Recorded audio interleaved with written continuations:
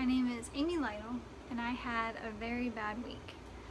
I found out this week that throughout the summer, the humidity and the rainstorms cause extra mold to grow in my basement. So this week I have been researching and studying mold remediation, and I thought perhaps I can share this story with you, the process to get it cleaned up, and maybe that'll help you in the future. So, step 1, determine the source. So when it comes to moldy basements, there's always a place where water or moisture is getting in. In this case, the house is over nearly 100 years old, and so the water comes through the walls and seeps down onto the floor. The previous owners installed a French drain system, which is basically a small channel that runs along the edge of the wall and is like a ditch for the water to go into. It leads the water out to the backyard. So that's a good thing that's already installed. The next thing we had to do was dry up the basement. Step 2. We need to get the moisture out of the air from all the humidity as it's coming in through the doors and windows. So we installed a dehumidifier. A dehumidifier is a great investment. We've had one in every one of our homes. They take the moisture out of the air and put it into the tank or a hose to directly lead it out. This one is great. You can see the hose attached, so it just leads straight out to the backyard and gets water out of your basement air and back outside. So it's running. There are settings on top where you can set it. If you don't want it too dry, you can set it for about 50%, which is about perfect for a home.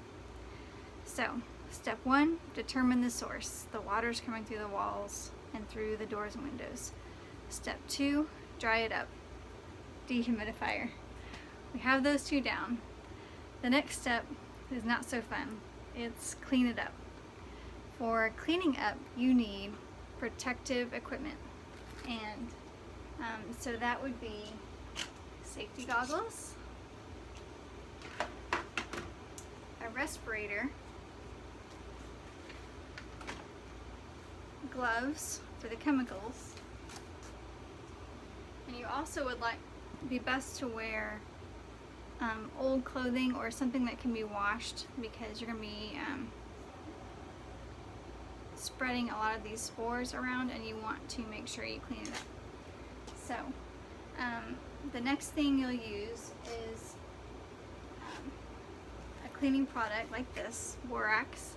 It's natural and it has an acidic nature to it, so you can use it to scrub the floor, and it'll get rid of all the mold. It also gets rid of insects and things like that. If you need to wash anything, you can use Clorox 2 or bleach. Both Clorox 2 and bleach will help kill any of the germs or spores that are getting in there. So you take the bucket and borax and you mix it with water, and then you use that to scrub the entire area. Not fun, but necessary.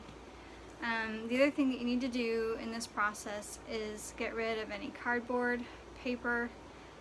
The spores are actually a fungus, and when it's dry with the dehumidifier, they won't grow. But as moisture comes back into the air, they'll start to grow and spread as a large organism, and so you want to keep it dry and you want to keep it clean. So anything that has mold spores on it, you have to throw it away. Cardboard, paper, fabrics need to be washed well. So we've talked about determining the source, we've talked about drying it up, we've talked about cleaning it up. Once these things are all done, you'll move into the prevention stage of trying to make sure you keep your house nice and healthy. Another thing we did this week to try to help rectify the situation and keep our family healthy was we installed a pure air system on the furnace, and it uses a UV light to shine down on the ductwork and the filter to kill any bacteria or mold or allergens that are trying to move through the air circulation system. It's similar to what a hospital would use to sterilize their equipment with the UV light, and it shines down and will help clean up the air. So that's in addition to the regular filtration system. So step 1, determine the source. Step 2, dry it up. Step 3, clean it up. Not my favorite part. Step 4, keep it clean. Make sure the air is circulating well. So I hope maybe that my situation this week will help you somehow in preventing this situation from growing out of control in your own home, or maybe help you to clean it up.